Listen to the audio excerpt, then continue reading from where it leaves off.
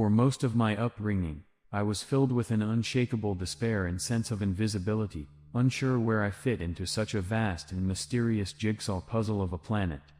I coped with these feelings by trying to perform my way through the play of life. Attempting to be all things to all people, I cleverly mastered the art of estimating people's expectations and did anything within my power to make myself the most approvable character in their eyes. I knew how to perform the role of a good student for the approval of my teachers. I knew how to appease my parents as a way to minimize judgment and avoid rejection. I was adept at making friends and constantly aimed to climb the unstable totem pole of popularity. Throughout my childhood and teenage years, I devoted myself to earning others' approval, yet, in the secrecy of my inner experience, I could never escape the feelings of profound loneliness, a deep sense of unworthiness, and a constant uncertainty about my decisions, intuition, and personal power. As I evolved, some of these patterns began to unravel, but a part of this performance carried over into my early spiritual journey. I treated my divine connection like a fragile gift, always trying to prove my worthiness, afraid it might be withdrawn. In the early days of my spiritual journey, instead of earnestly exploring manifestation, I performed it, groveling at the feet of some celestial being in the clouds, attempting to be so impressive in my behavior that I'd attract my desires in a shorter span of time. Even my initial stages of emotional healing were subtly performative, as I faced the wounds of my past in an attempt to earn the arrival of my beloved. Interestingly, this divine partner only entered my life years later, long after these cycles had faded, ensuring I didn't misconstrue her arrival as a result of these spiritual reward and punishment games I had been playing out. Of the many milestones my awakening journey has offered me, perhaps the most humbling and fulfilling gift of all was a spontaneous dissolving of the sense of inner performance that I had carried for decades. I was finally given the chance to know what it means to be myself, to trust in the instincts and wisdom within myself, and to know what it feels like to accept and love myself from a space of freedom, relief, and authenticity. While there are dazzling experiences and insights that can connect you to the infinite wisdom of the cosmos, I assure you, one of the greatest gifts life continually moves into your awareness is the simple permission to be the fully inspired, naturally empowered, and truly liberated version of yourself. Here in this moment, you are offered the chance to feel safe in reality, comfortable in your own skin, and worthy of all the fulfillment and goodness that life is longing for you to receive. With no other requirements, you are allowed to simply move through each moment in time, sensing how connected you are to life's highest truth and without a plan to negotiate, a mission to complete, or an inner performer to sustain. You are the perfection of the universe, manifest in human form, and this sentence is a divine mirror reflecting the truth back at you. Release, relax, and rest knowing you are loved in all that you are, always. And so it is. All for love. Matt. By Matt Kahn. Do you frame your day? Do you let the day know what you expect from it? Do you set intentions and qualify all?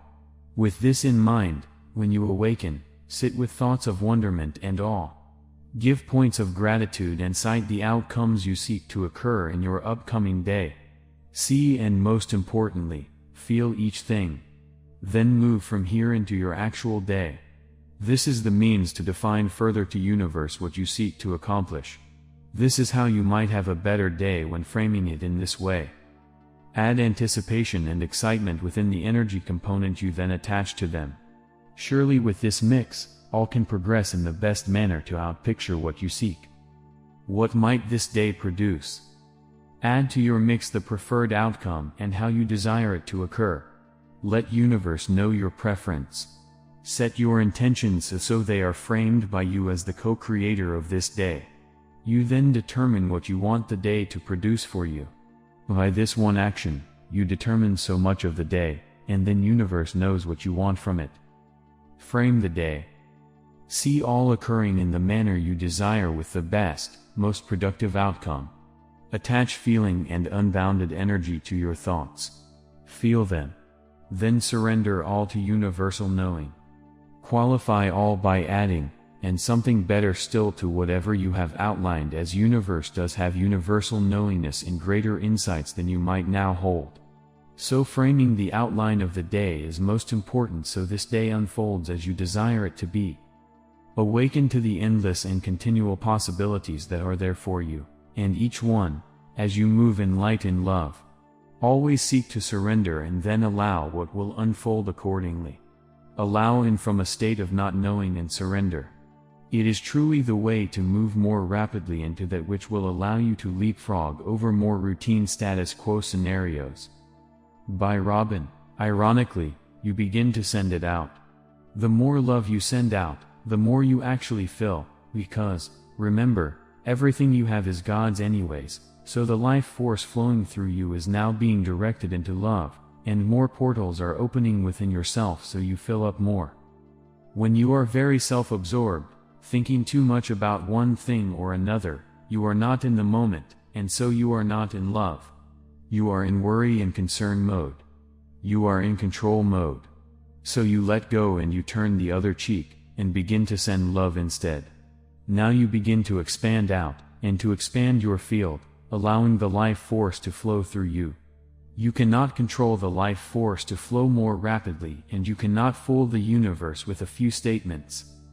Your focus doesn't lie, and your focus is either directed out with love, or directed out with judgment, or it is directed inward with peace, or directed inward in absorption of some issue, problem, situation. When you expand your focus and send love to all, you are included in the all. When you send healing to all, you are included in the all. That is the lesson sometimes, compassion for all, rather than the narrow concern for self. Perhaps that is a good start. You cannot take from creation, for it is freely given. When you demand, things don't work as smoothly, because your vibration isn't pure. It may take more time as well, because you have expectations, you are in a rush. When you let go and turn your attention away from taking and begin to give, that is when the universe begins to give back. See, the universe gives you more of the same. The takers always end up taken away. The giver always ends up receiving more. This is the metaphor of, to those who have more is given, and to those who have not it will be taken from them. It is love that is being given or taken away, depleted more like it. And with love, all things are added. Love is the law of the universe. By Nadina Bone.